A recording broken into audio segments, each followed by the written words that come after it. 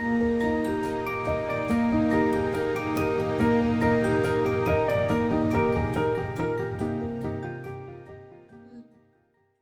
my lovely learners. Welcome to Bloom and Grow Education. My name is Meredith. Today's lesson is suitable for Year 5 students who are preparing for the GATE test, and it is a reading comprehension lesson. The reading comprehension text and questions are taken from the Department of Education. When you are Googling how to prepare for the GATE test, they come up with some sample writing stimulus and some sample reading comprehension activities that you can do. And the text, the questions, the answers, they're all there. What I'm doing is showing you why the answers are right or why the answers are wrong, because there's no use getting a ticker across if you don't know why it's right or wrong.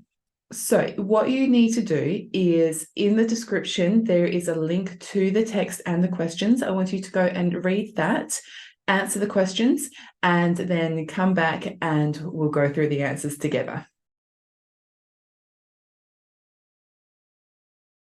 So this is the text. It's called Red Sands.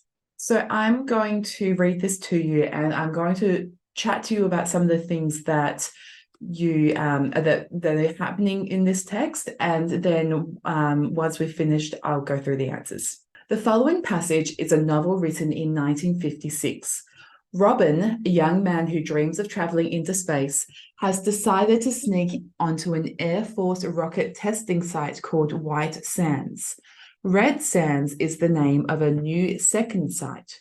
Robin is in disguise on a bus transporting soldiers and workers back to the sites from a nearby town, listening to the conversation of two soldiers. So to help you to understand this, let's have a little bit of a history lesson. So this is 1956, so it's 11 years after World War II, and World War II was ended by dropping 2 nuclear bombs on Nagasaki and Hiroshima in Japan.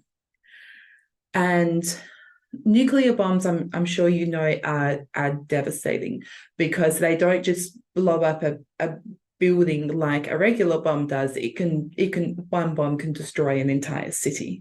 So this is set when nuclear power and nuclear bombs are all sort of the craze, and we've moved. Now in 2023, we've moved away from that because it's also extremely dangerous if something goes wrong. And like the nuclear power plants, if something goes wrong, it can be catastrophic for the environment. And so now we've tended to move more in the direction of solar panels and wind turbines and things like that that are renewable and much safer than nuclear power. So the nuclear world isn't such a big thing now, but it was back then. The other thing you need to think of is this is just before the space race. So the United States and Russia were what's called a Cold War. So they were at war, but they weren't actually like fighting and bombing and shooting each other. There was just lots of threats about it, lots of nuclear threats. That's why it's called cold, because there was nothing actually happened aside from a lot of threats. And so the Soviet Union were getting lots of rockets into space and doing lots of trying to. So the Soviet Union were working on their space program, and the US is like, well, we're not having them working on their space program when ours is falling behind. So the American president at the time, John F. Kennedy, he said in 1961, he gave a famous speech that said that they were going to overtake the Soviet Union, Russia, and they were going to have the first man on the moon in 1960. By the end of 19, and they said that they were going to have the first man on the moon by 1969, so before the 70s started. And so it was a whole big hoopla and to do, because they were getting the first man on the moon, and of course it's a really exciting thing. So this is just before that space race starts, and so it's now it's exciting to go into space, and an everyday person with $1 million can go for a sojourn up into space for a couple of hours. And so these days, space is not such a big thing because it's just sort of space. But back then, it was magical and amazing.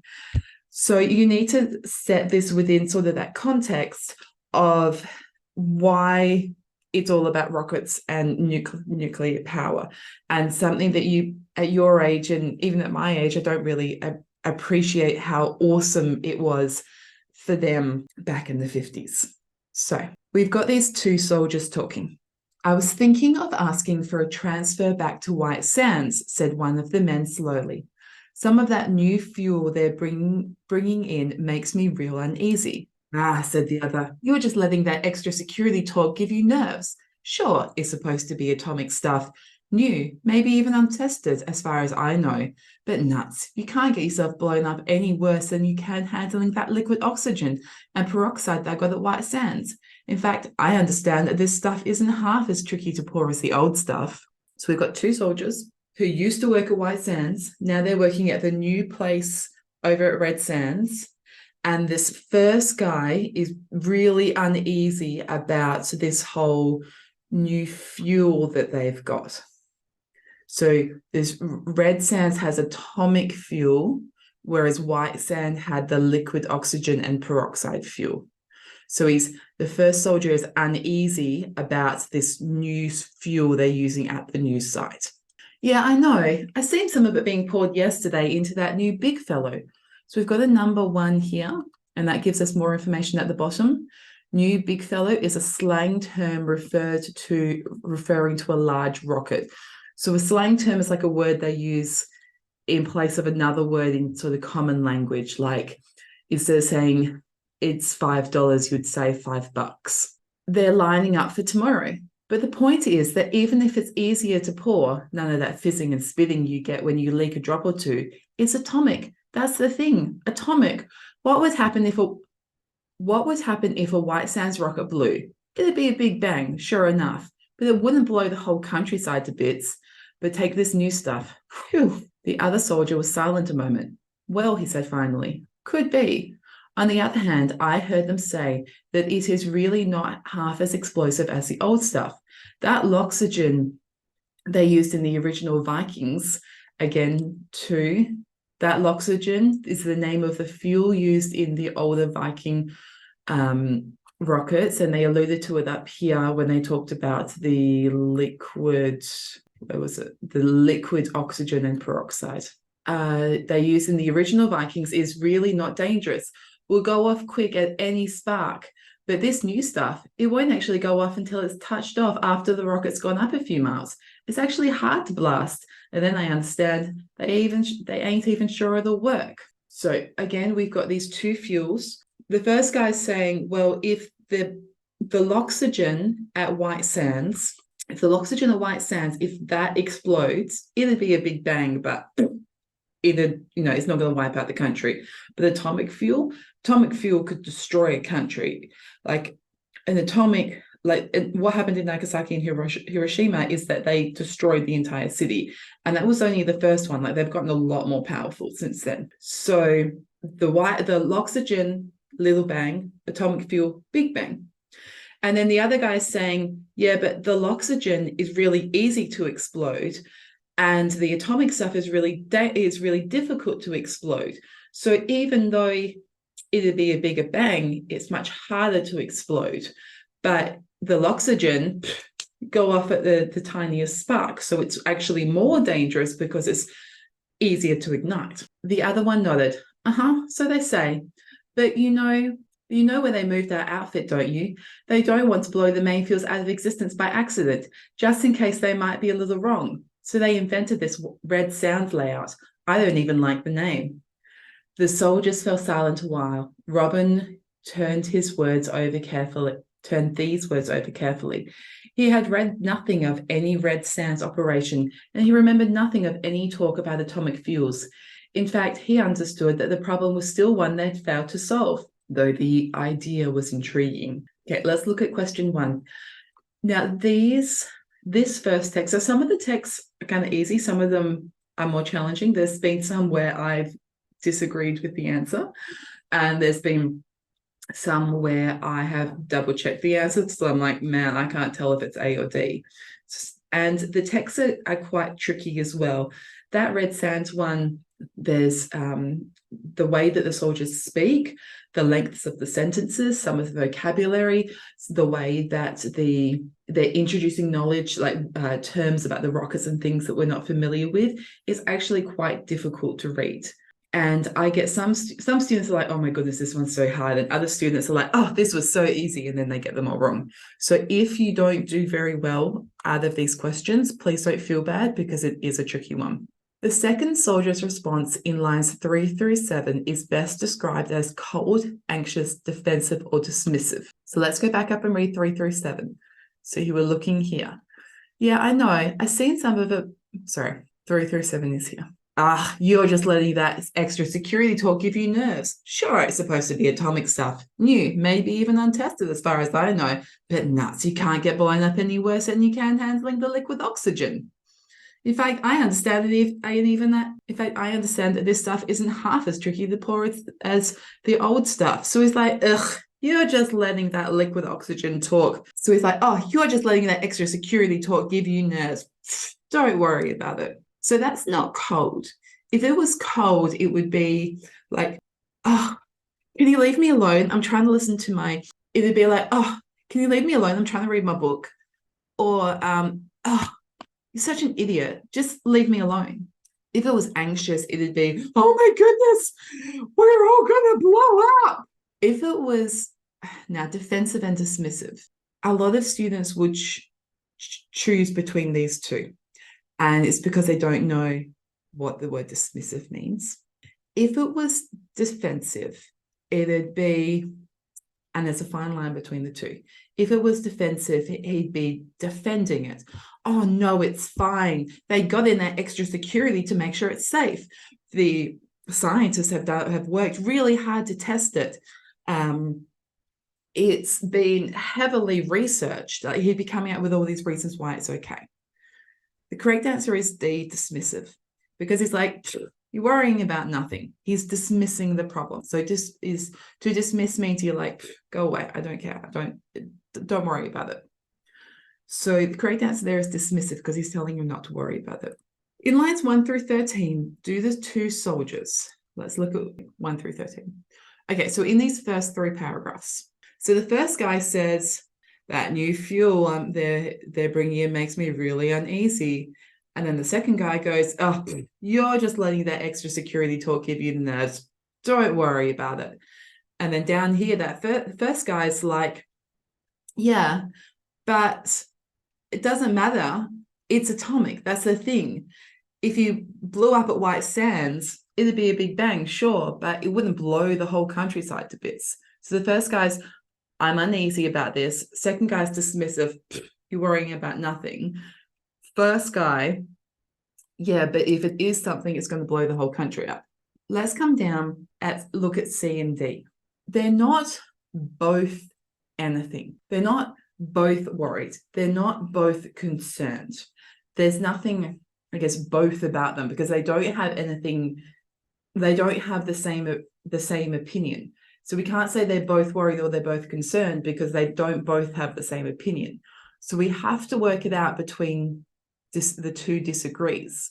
They disagree on the subject. One's saying, I'm worried. The other one's saying, no, don't worry about it. So are they disagreeing about the benefits of atomic fuel, or are they disagreeing about the dangers of using atomic fuel? If they were talking about the benefits of atomic fuel, then they'd be saying, well, it's cheap, it's reliable, it's powerful.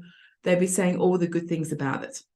But what they're talking about is the dangers, because the first one's saying, well, it would blow up the country. And the second one's like, nah, it's not even that hard to explode. So the correct answer there is B. They're disagreeing about whether or not it's dangerous. In the final paragraph, let's reread the final paragraph. So the soldiers fall silent. Robin turns these words over carefully. He had read nothing about Red Sands operation. He remembered nothing of any talk of atomic fuels. In fact, he understood the problem was one they had failed to solve. This idea was intriguing. So is he troubled by the danger he put himself in? Well, no, because if he was, he'd be like, oh my goodness, get me off this bus. We're all in danger. If he was concerned about the soldiers' safety, he'd be similar. Oh my goodness, these poor soldiers, they're here fighting for their lives for us. And we're risking them all. If he was so surprised by what he's heard, that's a possibility. Confused and frightened. He is confused. So he's like, well, I haven't heard anything about this. I don't remember anything about that. I thought that this was something that failed to work out. So he is confused about what's happening, but he's not frightened. He's not, oh my goodness, get me off this bus. It's more that he's surprised by what he's heard. He had read nothing about this. He had heard no talk about this. So he's surprised by these things that he's hearing. So correct answer is C, surprised by what he's heard. And lastly, by the end of the passage, the two soldiers are angered, still confused, satisfied, or feeling optimistic. So optimistic means that you are looking forward to something. So I am optimistic about my prospects of passing the test because I studied really hard last night. Or I am optimistic about winning my football game because we've won every game this year.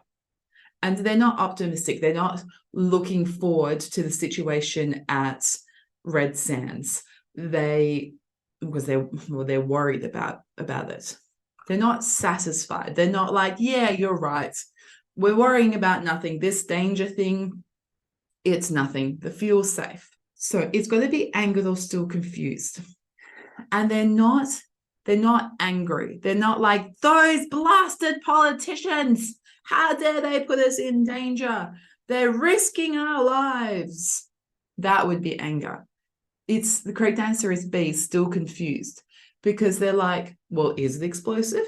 Is it safe? Is it dangerous? Will it blow up the country? Is the security working? Is the research there? So there's a lot of unknowns that still aren't solved, despite this conversation that these two men are having. That brings us to the end of the questions. This is a series, so please check out the description for the link to the next video. And please like and subscribe to my channel. It really helps me out to keep these videos going. And I'll see you at the next lesson.